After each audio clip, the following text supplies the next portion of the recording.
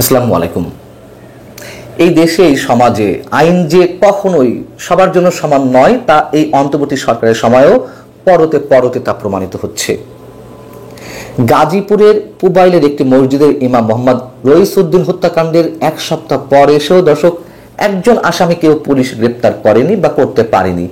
অথচ সেই গাজীপুরেই আমরা দেখলাম যখন এনসিপি বা জাতীয় নাগরিক কমিটির শীর্ষ নেতাদের একজন হাসনাত আবদুল্লাহর গায়ে সামান্য আঘাত করা হলো অথবা তার গাড়ির উপরে দুর্বৃত্তদের হামলা চলল, সেই ঘটনায় কয়েক ঘন্টার মধ্যেই সেই গাজীপুর থেকে ৭০ জনকে আটক করা হলো। এবং গাজীপুর মেট্রোপলিটন পুলিশের অতিরিক্ত পুলিশ কমিশনার জাহিদ হাসান গণমাধ্যমকে জানিয়েছেন যে আটককৃতদের প্রায় সবাই আওয়ামী লীগ ও সংশ্লিষ্ট বিভিন্ন সংগঠনের নেতাকর্মী। প্রশ্ন হচ্ছে, এতে কি প্রকৃত অপরাধীরা ধরা ছোঁয়ার বাইরে চলে যাচ্ছে কিনা? এ কথা সত্য যে জুলাই আন্দোলনের সামনে সারির যে ছাত্র নেতারা রয়েছেন বা এনসিপির শীর্ষ নেতারা রয়েছেন তারা খুব স্বাভাবিক আওয়ামী লীগ, যুবলীগ, ছাত্রলীগের টার্গেটেড, এটা তো হিসাব করে বলতে হবে না। অতএব যাদেরকে আটক করা হয়েছে বা আওয়ামী লীগ, যুবলীগ, ছাত্রলীগের কেউ যদি এই ঘটনার সঙ্গে জড়িত থাকে অবশ্যই তাদেরকে আটক করা হবে, তাদের বিচার করতে হবে, আইনে আওতা আনতে হবে। কিন্তু গত ৯ মাসে বিভিন্ন পর্যায়ে ছাত্রদের উপরে যে নানান ধরনের সন্ত্রাসী হামলার ঘটনা ঘটলো, আমি এর আগে বলেছি উদাহরণ হিসেবে নর্থ সাউথে সার্জিস আলম সহ তার সঙ্গে যারা ছিল তাদের উপর হামলা, কিংবা কুয়েটে বৈষম্যবিরোধী ছাত্র নেতাদের উপরে যে হামলা, সেই ঘটনাগুলোতে তো ছাত্রদল এবং জাতীয় নাগরিক পার্টি একে অপরের উপরে দোষারোপ করে আসছিল, তাই না? আচ্ছা, যে যার উপরেই দোষারোপ করুক না কেন, এইসব ঘটনায় কাউকে আটক করা হয়েছে?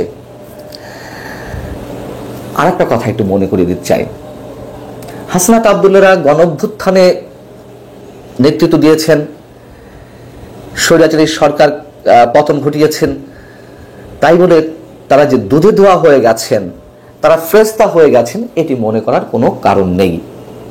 তাদের অনেকের বিরুদ্ধে চাঁদাবাজি, হুমকি, দখলবাজি, ভাগবাটোয়ারার নানান ধরনের অভিযোগ তো আসছে এবং এসব অভিযোগের সবগুলো যে একেবারে অমূলক তা নয়, তার অনেকগুলো তো প্রমাণিত হয়েছে এবং অনেকগুলো বেশ রহস্যজনক, সন্দেহের সৃষ্টি হলেও রহস্যজনক কারণে তার প্রকৃত সত্য কোনো গণমাধ্যম তুলে ধরতে পারছে না। তিনি গাজীপুরে গিয়েছিলেন, তার ড্রাইভার জানিয়েছেন যে কৃষি বিশ্ববিদ্যালয়ে তিনি গিয়েছিলেন এবং কৃষি বিশ্ববিদ্যালয়ে এক দরকারি কাজ শেষ করে তিনি ফেরার পথে এই ঘটনা ঘটেছে। কি কাজে গিয়েছিলেন হাসনাত আবদুল্লাহ সেটাও ভালো করে জানা দরকার। এবং বাতাসে অনেক কথা ভেসে বেড়াচ্ছে, যেসব ফিসফিসানি শুরু হয়েছে সেগুলো নিয়ে আপাতত আলোচনা করতে চাই না। যদি এই হামলার পেছনে অন্য কোনো কারণ থেকে থাকে, অন্য কোনো কারণ, তাহলে অপরাধীরা যারা এই ঘটিয়েছে অন্য বিশেষ কোনো কারণে যদি ঘটিয়ে থাকে, তাহলে তার সঙ্গে সংশ্লিষ্ট অপরাধীরা এই অস্থির সময় খুব সহজেই এককভাবে আওয়ামী লীগের উপর দোষ চাপিয়ে দেওয়ার খুব একটা মুখ্য সুযোগ পাওয়ারই কথা। যেহেতু কিছু ঘটার আগেই এনসিপি বা জাতীয় নাগরিক কমিটি নেতারা মুহুর্মুহু আওয়ামী লীগের উপরে দোষ চাপিয়ে দেওয়ার চেষ্টা করছেন এবং এর মধ্য দিয়ে তৃতীয় পক্ষ না, প্রথম পক্ষ, দ্বিতীয় পক্ষ, তৃতীয় পক্ষ না, চতুর্থ পক্ষ এগুলো যে আওয়ামী লীগ করাচ্ছে তা সহজে এস্টাবলিশ করার সুযোগ পায়। কিন্তু অনেকের যে ধারণা যে ফিসফিসানিগুলো চলছে, আমি মোটামুটি আপাতত এই মুহূর্ত পর্যন্ত নিশ্চিত সেটিও খুব সহজে প্রকাশ্যে আসবে না, বা যারা জানেন যদি এই ধরনের কিছু ঘটে থাকে তারাও প্রকাশ্যে কিছু বলবে না। এখন কথা হচ্ছে যে তাহলে কি ঘটছে? যে আওয়ামী লীগ সরকারকে আমরা স্বৈরাচার বলছি, ফ্যাসিস্ট বলছি, দুঃশাসন তো অবশ্যই হয়েছিল নিঃসন্দেহে, তারাও যে কাজটি করতো, যা কিছু ঘটতো, কেষ্ট বেটায় চোর, যা কিছু ঘটতো বিএনপি জামাত করছে এবং এইসব অভিযোগের ভিত্তিতে সব কিছু বিএনপি জামাতের উপরে দোষ চাপিয়ে, অথবা বিশেষ করে বিএনপির নামে, বিএনপি নেতাকর্মীদের নামে যে শত শত হাজার হাজার গায়েবী মামলা দেওয়া হলো, বিনা অপরাধে অনেককে কারাগারে থাকতে হয়েছে মাসের পর মাস, বছরের পর বছর, 10-15 বছর অনেকের আদালতের বারান্দাতেই কেটে গেছে বিভিন্ন মামলায় হাজিরা দিতে যেতে। তো এতে কি হয়েছে? প্রকৃত অপরাধীরা ঘটনার আড়ালে চলে গেছে। অপারেশন ডেভিল হান্ট নামে যা পরিচালিত হলো গত কিছুদিন আগে, সেখানেও বড় পরতায় আওয়ামী লীগের বা যুবলীগ ছাত্রলীগ নেতাকর্মীদের আটক করা হয়েছে, এই যে মব ক্রিয়েট করা হয়েছে, এই যে চুরি ডাকাতি ছিনতাই ধর্ষণ, সব কিছুতেই কেষ্ট বেটা চোর। আওয়ামী লীগ যে ষড়যন্ত্র করছে না, আওয়ামী লীগ যে কোনো অপরাধ এর মধ্যে করছে না, সে কথা আমি একবারের জন্য বলতে চাই না, কিন্তু সবকিছু আওয়ামী লীগ করছে। এনসিপি এবং বৈষম্য বিরোধীদের অনেকে বলছেন যে এই সরকার বিপ্লবীদের নিরাপত্তা দিতে পারছে না। মানে এই সরকার যেহেতু, মানে তারা নিজেদেরকে তো বিপ্লবী বলেন, তো গণ অভ্যুত্থানে যারা নেতৃত্ব দিয়েছেন বা যারা সংশ্লিষ্ট তাদেরই নিরাপত্তা দিতে পারছেন, তাহলে অন্য কোনো সরকার এলে তাদের নিরাপত্তা দেওয়া হবে কিভাবে?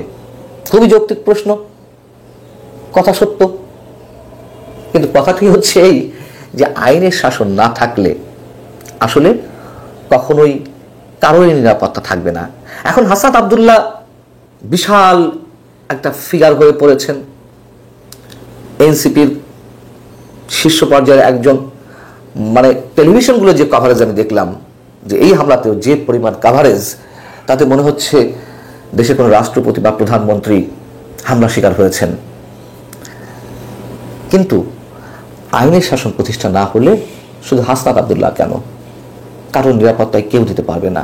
কি হবে যারা এই যে গণঅভ্যুত্থানে যারা জড়িত বা সংশ্লিষ্ট বা এনসিপি নেতারা যারা দাবি করছেন যে নিরাপত্তা দিতে হবে, কিভাবে নিরাপত্তা দিবে? পুলিশ সদস্যদের দিয়ে নিরাপত্তা দেওয়ানো হবে, সেনা সদস্যদের দিয়ে নিরাপত্তা দেওয়ানো হবে। কজন সেনা সদস্য কতজন নেতাকে পাহারা দিবে? এক একজন ছাত্র নেতার পিছনে কতজন পুলিশ সদস্য রাখা হবে? এটা সম্ভব? কখনো সম্ভব না। যদি আইনের শাসন সত্যিই প্রতিষ্ঠিত হতো তাহলে তো এগুলার প্রয়োজন ছিল না। এবং শুরুতে যেটি বলছিলাম, রইসউদ্দিন একজন ইমাম, তার বিরুদ্ধে যে অভিযোগে আনা হোক না কেন সেটা অনেকে ষড়যন্ত্রমূলক, যাও সেই একই গাজীপুরে তো হত্যাকাণ্ডের পরেও তার কোনো আসামি গ্রেপ্তার হয় না। কেন হয় না? আর কেন হাসনাতের বেলায় 70 জন হুড় হুড় করে গ্রেপ্তার হয়ে যায়? খুব সহজে বোঝা যায়, এগুলো প্রশাসনের এক ধরনের দেখানো যে আমরা তৎপর। এভাবেই চলবে। আল্লাহ হাফেজ, ভালো থাকুন সবাই।